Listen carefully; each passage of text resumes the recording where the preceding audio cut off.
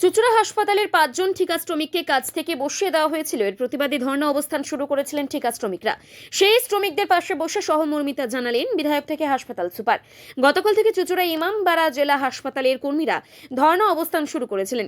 Police verification certificate দিতে হবে এই যুক্তি দেখিয়ে কাজ থেকে বসিয়ে দেওয়া হয়েছিল 5 জন ঠিকা শ্রমিককে। আরও 53 জনকে নোটিশ ধরানো হয়েছিল। ঠিকাদার বদল হলেও হাসপাতালের শ্রমিকরা কেউ 10 বছর কেউ 20 বছর ধরে কাজ করছেন, তাই তাদের এভাবে বসিয়ে দেওয়া মেনে নিতে পারেননি সহকর্মীরা। চুঁচুড়ার বিধায়ক অসিত মজুমদার শ্রমিকদের পাশে দাঁড়ান।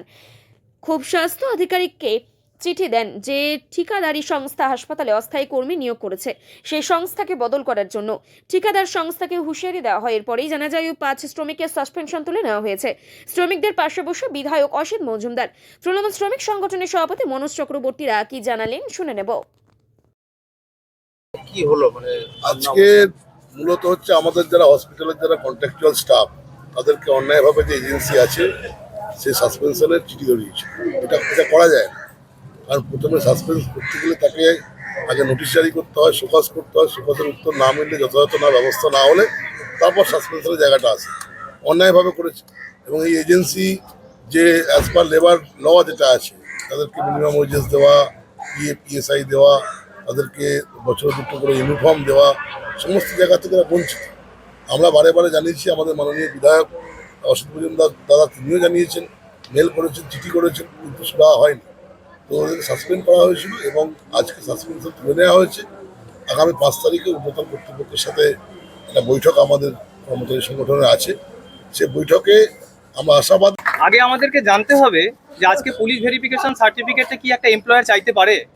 ফার্স্ট যে বিক্ষোভের যে এরা সম্মুখীন হয়েছে তাদের প্রধান কারণ হচ্ছে তারা হচ্ছে এমপ্লয়ার দাস ফেসিলিটি সার্ভিস, আর সুপারিনটেন্ডেন্ট হাসপাতাল কর্তৃপক্ষ আমরা হচ্ছি প্রিন্সিপাল এমপ্লয়ার। তাহলে আমরা যতক্ষণ না তাদেরকে চাপ দিচ্ছি দাস ফেসিলিটিকে, তারা কি আমার এই কর্মচারীর কাছে এইভাবে দাস করে এরভাবে প্রেশার দিয়ে তারা কি পুলিশ ভেরিফিকেশন সার্টিফিকেট চাইতে পারে? আজকে তাদের মেডিকেল কে চাইবে? প্রিন্সিপাল এমপ্লয়ার চাইবে। তারা মাননীয় মুখ্যমন্ত্রী কি বলেছেন? মাননীয় মুখ্যমন্ত্রী বলেছেন আপনার হাসপাতালে যত কন্ট্রাকচুয়াল স্টাফরা কাজ করবে তাদের পুলিশ ভেরিফিকেশন সার্টিফিকেট, তাদের ইয়ারলি মেডিকেল এবং এগুলি থাকা আপনাদের কাছে বাধ্যতামূলক। যেহেতু একটা আপনারা শুনেছেন প্রিভিয়াস একটা ইনসিডেন্ট ঘটেছিল। তো এমতো অবস্থায় যদি প্রিন্সিপাল এমপ্লয়ার যদি এমপ্লয়ারকে না বলে যে আপনি আমাদেরকে এই কর্মচারী 114 জন কর্মচারীর ইয়ে সার্টিফিকেটটা জমা দিন, তাদের এত তড়িঘড়ি, এত উদ্যমতা, এত স্বতঃপ্রণোদিতভাবে কর্মচারীর উপর চাপ প্রয়োগ করার এই উদ্দেশ্যটা কি? সেটা প্রিন্সিপাল এমপ্লয়ার হিসাবে আমরা কখনোই আমাদের কাছে পরিষ্কার নয়। তার জন্য বারবার আমরা কর্মচারীর সাথে থেকেছি এবং যেভাবে ডিসেম্বর মাসে একজন কন্ট্রাকচুয়াল কর্মীকে ছাঁটাই করে দেওয়া হয়েছে সেটা সম্পূর্ণ অনৈতিক। তারপরেও যখন আমরা এটাকে দিয়ে পরবর্তীকালে এগিয়েছি তখন দেখছি আরও 5 জন, তারপরে 53 জনকে সাসপেনশনের নোটিশ দিয়েছে 5 দিনের জন্য। এই মতো অবস্থায় এই অন্যায়কারী যেভাবে এটা অন্যায় কাজ চলছে হাসপাতালের এই কর্মচারীর ওপর, এটা কিন্তু ভীষণ একটা বাজে প্রভাব ফেলবে। সর্বোপরি গভর্নমেন্টের ভাবমূর্তি নষ্ট করার একটা বিকট পরিকল্পনা কিন্তু চলছে। এটা আমরা কখনোই এটা কিন্তু সফল হতে দেব।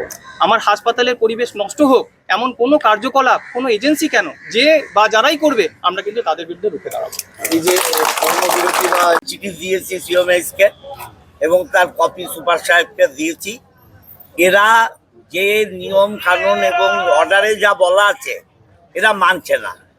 কর্মচারীদের বছরে 2টো ড্রেস দিতে হবে এবং জুতো দিতে হবে এবং হসপিটাল পরিষ্কার পরিচ্ছন্ন রাখার যে ইকুইপমেন্ট সেগুলোও দিতে হবে। এরা কোনো কিছুই করছে না। আমাদের হসপিটালের ফান্ড থেকে এই ইকুইপমেন্ট দেয়া হচ্ছে। হ্যাঁ, এটা কন্ট্রাক্টে বলা নেই। এরা কন্ট্রাক্ট বহির্ভূত কাজ করছে এবং কর্মচারীদের উপর মানসিক অত্যাচার করছে। Super, assistant super, deputy super, এই কর্মচারীদের বিরুদ্ধে কোনো অভিযোগ নেই। তাহলে এজেন্সি কেন অভিযোগ রাখছে? এজেন্সির কর্তব্য এদের সুখ সুবিধা দেখা এবং এরা কাজ করছে কিনা super, deputy super, assistant super এদের থেকে রিপোর্ট নেয়া। তারা যদি এদের বিরুদ্ধে রিপোর্ট করে অবশ্যই অ্যাকশন হবে। এবং যে কথা চিফ মিনিস্টার বলছেন যে পুলিশ ভেরিফিকেশন হাবিজাবি যা বলা হচ্ছে সেগুলো দেখার দায়িত্ব তো সুপারের। সুপার সাহেব দেখবেন, অফিস দেখবে। ওরা প্লেন কর্মচারীরা কাজ করছে কিনা